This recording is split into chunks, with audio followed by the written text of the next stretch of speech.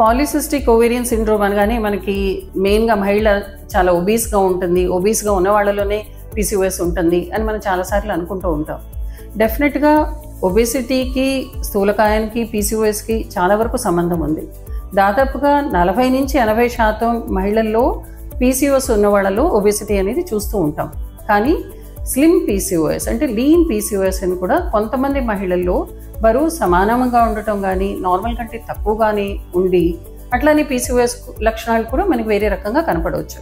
So కంపల్సరీగా అందరికీ బరువు ఎక్కువ ఉండాలి అని అట్లా ఏం లేదు. కాబట్టి అంటే మహిళ సన్నగా ఉంది ఆర్ బరువు తక్కువగా ఉంది కాబట్టి వాళ్ళకి వేరే లక్షణాలు ఉన్నప్పుడు పీసీఓఎస్ డయాగ్నోస్ చేసుకోవడానికి మనం వేరే టెస్ట్ల ద్వారా చేయటం చాలా ముఖ్యం. అంటే వెయిట్ తక్కువ ఉన్నారు కాబట్టి పీసీఓఎస్ ఉండదని ఏం లేదు, వెయిట్ ఎక్కువ ఉన్నారు కాబట్టి తప్పకుండా పీసీఓఎస్ ఉంటుంది అని మనం కంప్లీట్గా అపోహ పడాల్సిన అవసరం కూడా ఏం లేదు.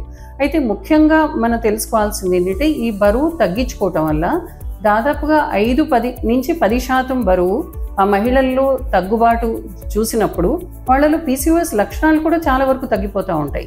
సో మనం ప్రాపర్ లైఫ్ స్టైల్ని మేనేజ్ చేయటం, ప్రాపర్ డైట్ తీసుకోవటము, ఎక్సర్సైజు, ఇవన్నీ మనం ఒక రెగ్యులర్ కార్యక్రమం లాగా లైఫ్ లాంగ్ మనం కంటిన్యూ చేయటం వల్ల ఒబెసిటీ తగ్గటమే కాకుండా పీసీఓఎస్లో లక్షణాలు తగ్గుతాయి.